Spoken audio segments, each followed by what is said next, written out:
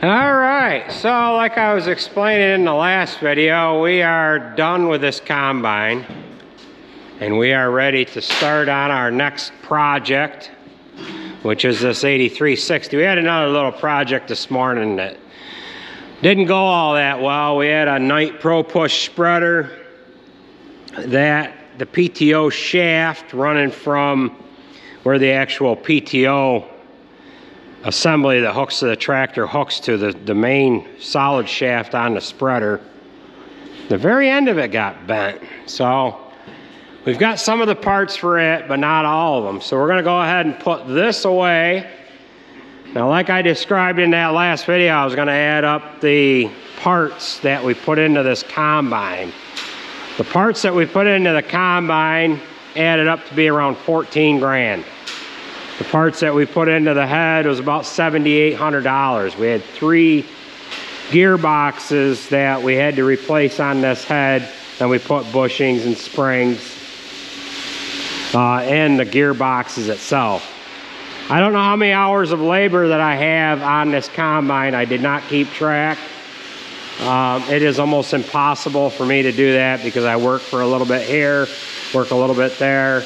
And the next thing you know, I might only have a quarter of a day on the combine, and I've worked on it several different times.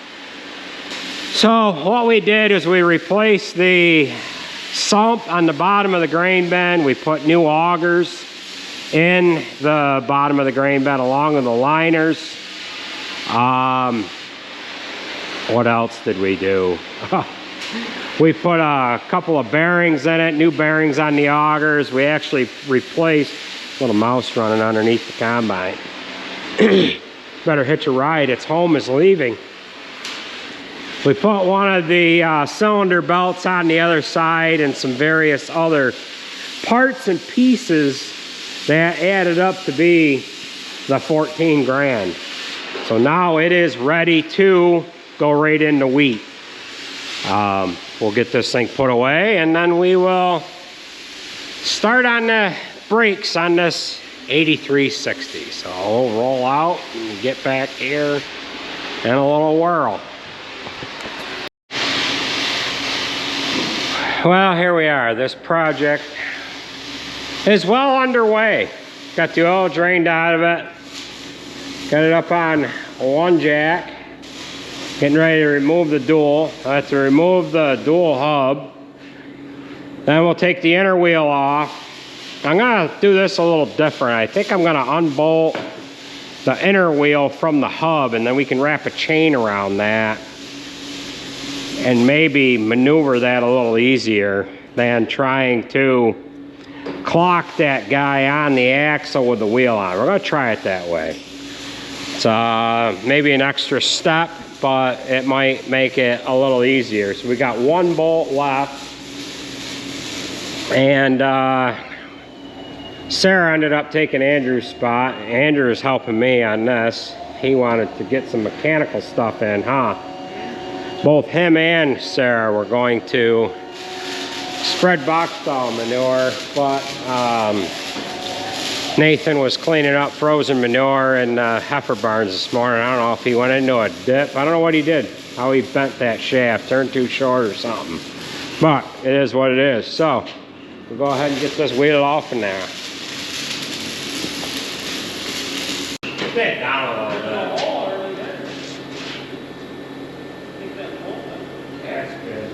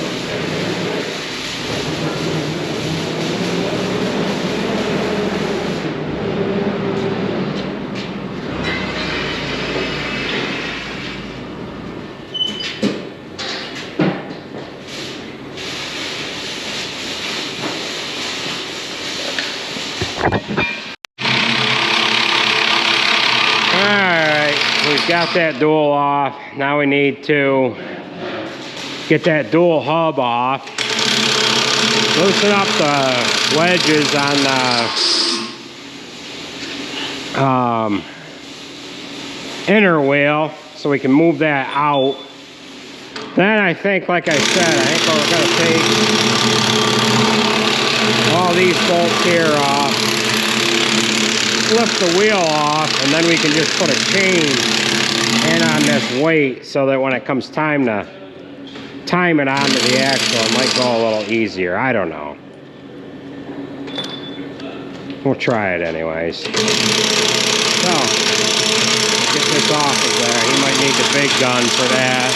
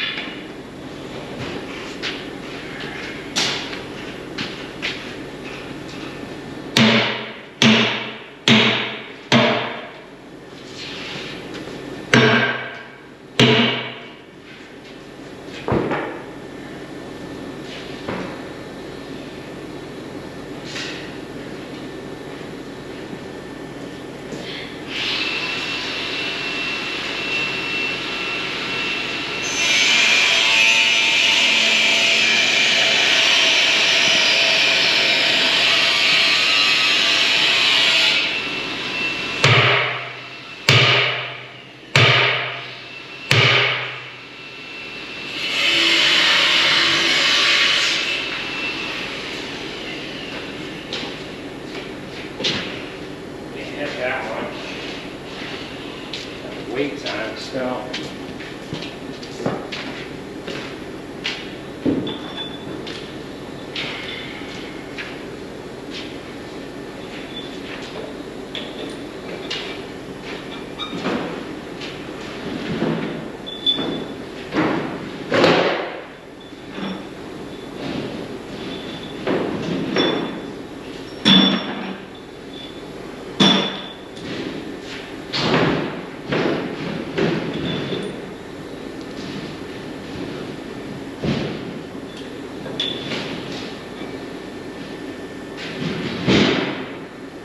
That is loose.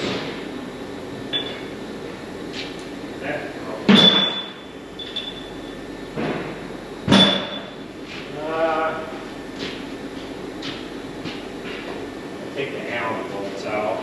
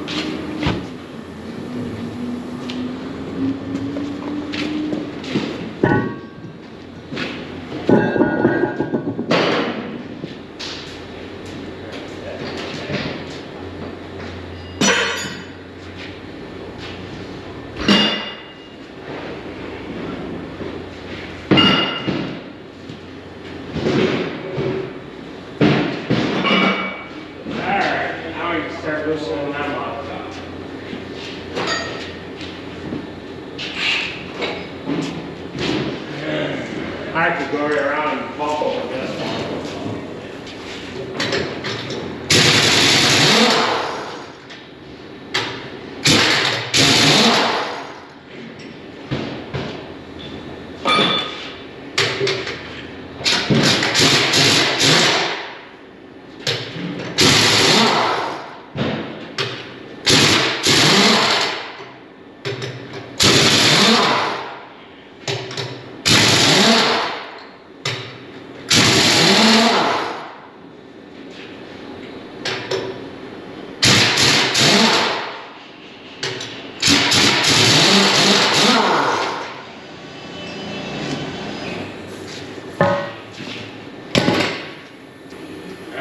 Let me put this one again.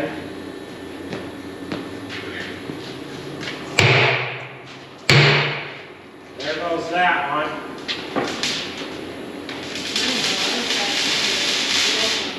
Back.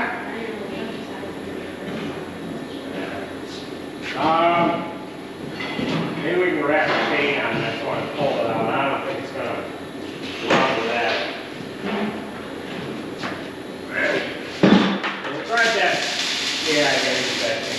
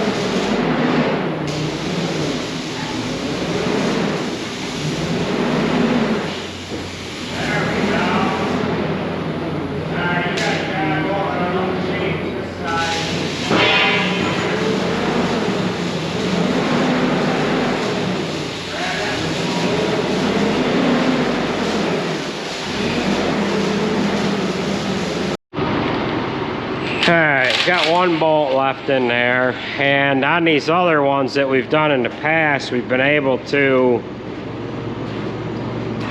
well, I've got a tool made. There's a hole in the top of the casting. We just came over the top of it and bolted the fork to it and yanked it off of there, but this one is a little different, so I've got to think up something that we could use to put it on there with. So, but looks like we can just pull that back now and get this final drive down on the ground and then pull them brake discs out.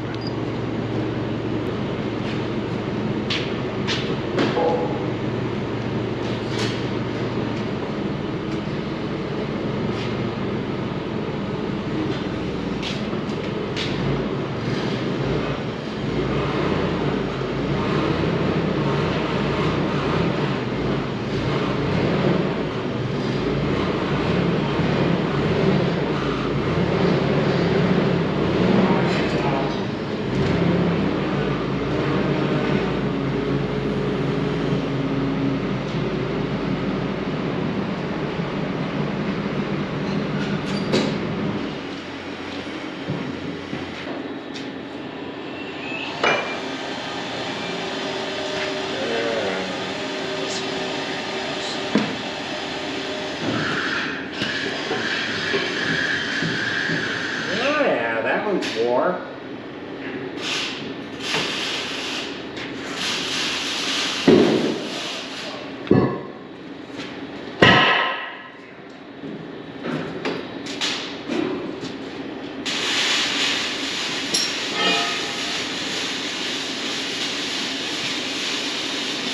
We've got some wear to it.